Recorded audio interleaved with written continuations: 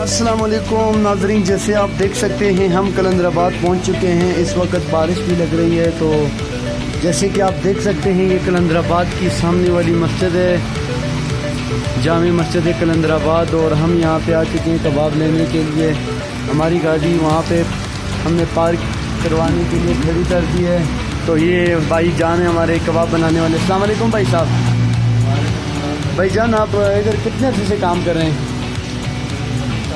32 سال ہو گئے ماشاءاللہ۔